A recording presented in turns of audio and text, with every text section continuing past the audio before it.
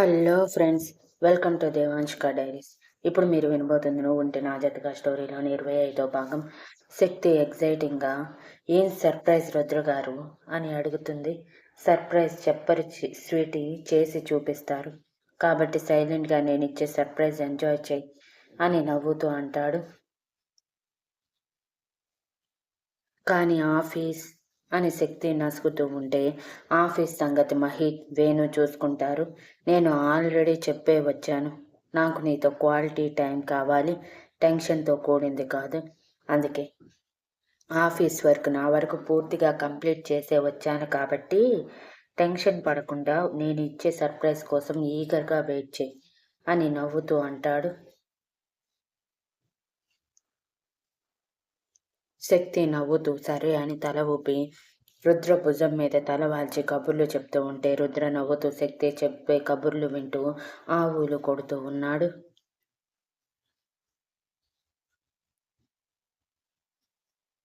అలా 1 గంట తర్వాత ఫేమస్ బోటిక్ ముందు రుద్ర తన కార్ ఆపి, పద, మనం రావాల్సిన ప్లేస్కి వచ్చాము అని చెప్పి శక్తిని తీసుకొని లోపలికి వెళ్ళి అక్కడ మేనేజర్తో, నేను చెప్పినవి అయిపోయాయా, యాజ్ ఇట్ ఈజ్ వచ్చాయా, పొరపాటును కూడా నేను చెప్పినట్టు రాకుండా ఉంటే తెలుసు కదా నా గురించి అని సీరియస్గా అడుగుతాడు.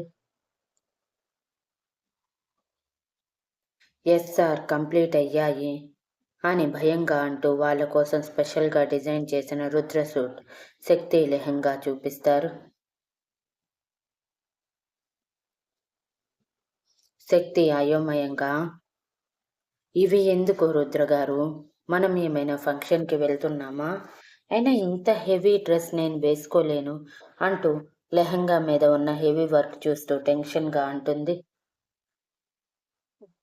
రుద్ర శక్తి భుజం మీద చేయి వేసి, ప్రతిదానికి టెన్షన్ పడకు, ఇవి మన మెమరబుల్ మూమెంట్స్ కోసం తీసుకుంటున్నవి, సో డోంట్ వరీ, ఎప్పుడు నీ పక్కన నేను ఉంటాను కదా, ఇంకెందుకు ఇలా భయపడుతూ టెన్షన్ పడుతూ ఉండకు అంటూ అందరి ముందే శక్తి బుగ్గ మీద ముద్దు పెట్టి అంటాడు.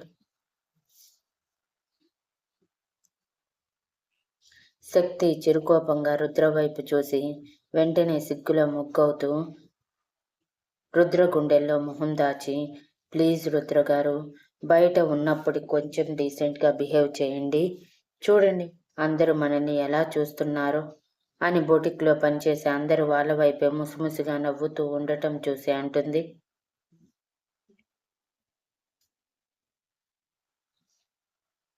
అందరి గురించి నాకు అనవసరం స్వీటీ, కానీ నువ్వు ఇలా టెన్షన్ పడినప్పుడు మొహం ముడుచుకొని పెడతావు చూడు, అప్పుడు భలే క్యూట్గా ఉంటావు, నన్ను నేను కంట్రోల్ చేసుకోలేను, అందుకే ఇలా నీ బుగ్గ మీదకి నా పెదవులు ఆటోమేటిక్గా వెళ్ళిపోయాయి. సో ఎవరి గురించి పట్టించుకోవాల్సిన అవసరం లేదు, మన జీవితం, మన లైఫ్, మన ఇష్టం, సమాజం గురించి పట్టించుకుంటే ముందుకు వెళ్ళలేం, కాబట్టి మన పని మనం చూసుకోవటమే అని నవ్వుతూ చెప్పి మేనేజర్తో సీరియస్గా, అవి సాయంత్రానికి ఇంటి దగ్గరికి చేర్చండి అని చెప్పి శక్తిని తీసుకొని కారులో బయలుదేరాడు. శక్తి అయోమయంగా రుద్ర వైపు చూస్తూ, మీరు ఇవి ఎందుకు తీసుకున్నారో చెప్పలేదు, అసలు ఏం ఫంక్షన్కి వెళ్తున్నాం మనం, పైగా మీరు ఒకటి మర్చిపోయినట్టున్నారు, ఈ సమాజానికి ఇంకా మన బంధం గురించి తెలియదు, పొరపాటున నేను మీతో వచ్చి వాళ్ళు మన గురించి తప్పుగా అనుకుంటే తట్టుకునే శక్తి నాకు లేదు రుద్ర గారు, అందుకే నన్ను ఏ ఫంక్షన్కి తీసుకువెళ్ళకండి, నేను ఇంట్లోనే ఉంటాను, మీరు వెళ్ళి రండి అని మొహమాటంగా అంటుంది. రుద్ర కోపంగా శక్తి వైపు చూసి తన చేతిని శక్తి చెంప వరకు తీసుకువచ్చి శక్తి మొహం చూసి అసహనంగా మళ్ళీ చేతిని వెనక్కి తీసుకొని, ఇంకొకసారి సమాజం గురించి మాట్లాడావంటే చంపేస్తాను, నువ్వు కష్టాల్లో ఉంటే ఓదార్చిందా ఈ సమాజం, ఇంకా 4 మాటలు అంటూ కాకుల్లా పొడుచుకు తింటారు, అంతెందుకు, వారం క్రితం నీ పొజిషన్ చూసి అందరూ నీదే తప్పన్నారు తప్ప ఎదురుగా ఉన్న నన్ను ఒక్క మాట అనలేదు, ఇంకా ఈ సమాజం గురించి ఎందుకు ఆలోచిస్తున్నావు స్వీటీ, పైగా ఈ సమాజానికి మన బంధం గురించి తెలియటానికి ఎక్కువ టైం కూడా లేదు, టెన్షన్ పడకు, ముందు నాకు కోపం తెప్పించే మాటలు మాట్లాడకు స్వీటీ ప్లీజ్, నీ మీద కోపంతో నేనేమైనా అన్నా తిరిగి నేనే బాధపడాలి. నేను నిన్ను బుజ్జగించాలి. లైఫ్లో ఫస్ట్ టైం ఇవన్నీ చేస్తున్నాను. అది కూడా నీ దగ్గర మాత్రమే. కోపం మాత్రం చూపించలేకపోతున్నాను. ఫస్ట్ టైం అది కూడా నీ దగ్గర మాత్రమే. కాబట్టి నా ఎమోషన్స్ని ఇలాగే కంట్రోల్లో ఉండేలా చేయి. కంట్రోల్ తప్పేలా మాత్రం చేయకు ప్లీజ్ అని అంటాడు. రుద్ర తనను కొడతాడు అనుకుని శక్తి తన మొహాన్ని దాచుకొని భయపడి వణుకుతూ ఉన్నది. కాస్త రుద్ర మాటలకి చేతులు తీసి బాధగా రుద్ర వైపు చూస్తూ, ఐఎమ్ సారీ రుద్ర గారు. పొరపాటున నా నోటి నుంచి వచ్చే మాటలు మీకు ప్రతిసారి కోపాన్ని బాధని తెప్పిస్తున్నాయి. ఏం చేయమంటారు? నేను చూసిన సమాజం అలాంటిది. మరి ఆడ మగ ఇద్దరిలో ఎవరి తప్పు ఉన్నా సరే ముందుగా ఈ సమాజం ఆడపిల్లల్నే పొడుచుకు తింటారు. అందుకే ఈ సమాజం అంటే నాకు భయం అని అంటుంది. శక్తి అలా వణుకుతూ ఉంటే రుద్ర బాధగా తన భుజం చుట్టూ చేయి వేసి దగ్గరికి తీసుకొని, ప్లీజ్ నువ్వు మరొకసారి ఎవరి గురించో మాత్రం నా దగ్గర మాట్లాడకు. ఓన్లీ మన గురించి మన వాళ్ళ గురించి మాత్రమే మాట్లాడుకోవాలి. మన వాళ్ళంటే మన శ్రేయోభిలాషులు మాత్రమే. రక్త సంబంధం ఉన్నా కూడా వేరు చేసే వాళ్ళ గురించి మాత్రం కాదు అని అంటాడు. ఓకే ఓకే రుద్ర గారు, ఐఆమ్ సారీ. ఇంతకి మీరు ఇవ్వాలనుకున్న సర్ప్రైజ్ ఏంటి అని టాపిక్ డైవర్ట్ చేస్తూ నవ్వుతూ అడుగుతుంది. ఈ గోలలో పడి దాని గురించే మర్చిపోయాను. ఈరోజు మనం మూవీకి వెళ్తున్నాము. అదే నేను నీకు ఫస్ట్ ఇవ్వబోయే సర్ప్రైజ్ అని నవ్వుతూ చెప్పి కార్ స్టార్ట్ చేసి మాల్కి తీసుకువెళ్తాడు. శక్తి అయోమయంగా రుద్ర వైపు చూస్తూ, రుద్ర గారు, ఇక్కడ మిమ్మల్ని ఎవరైనా చూస్తే గుర్తుపట్టి న్యూసెన్స్ క్రియేట్ చేస్తారు కదా, మరి ఎలా మనం సినిమాకి వెళ్తాం? పైగా మాల్లో ఎందుకు మనం సినిమా చూడటం?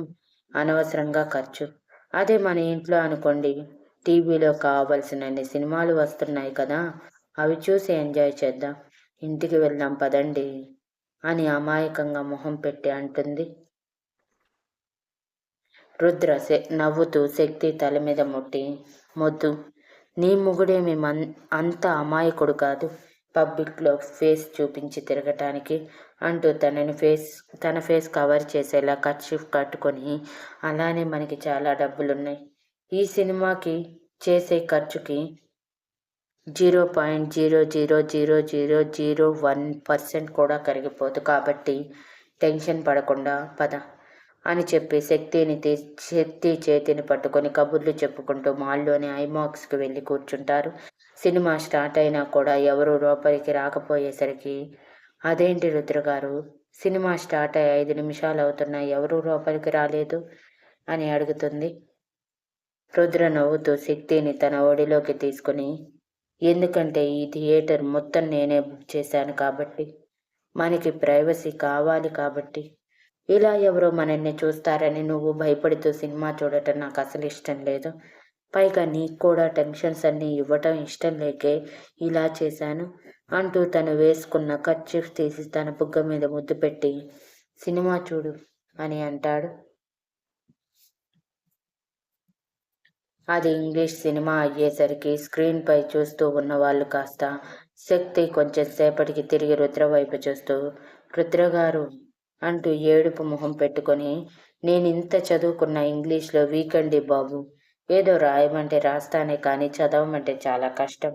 సినిమా ముక్క కూడా అర్థం కావట్లేదు అని అంటుంది.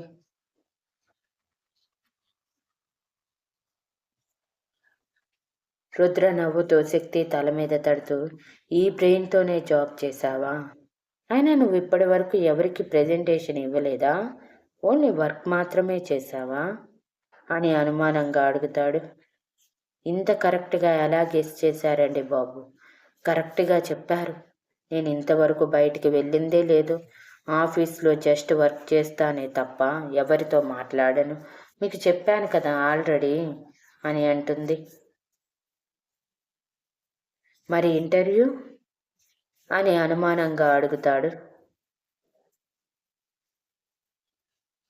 ఇంటర్వ్యూలో జస్ట్ సబ్జెక్ట్కి సంబంధించిన క్వశ్చన్స్ కాబట్టి అవి ఎలాగో మనం బట్టి పట్టేస్తాం కాబట్టి చెప్పేశాను.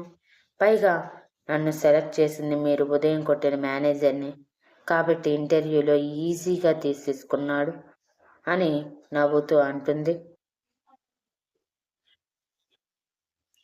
రుద్ర చిరుకోపంగా శక్తి వైపు చూస్తూ, అయిపోయాయా నీ అబద్ధాలు, ఇంకా ఏమైనా ఉన్నాయా అని అడుగుతాడు.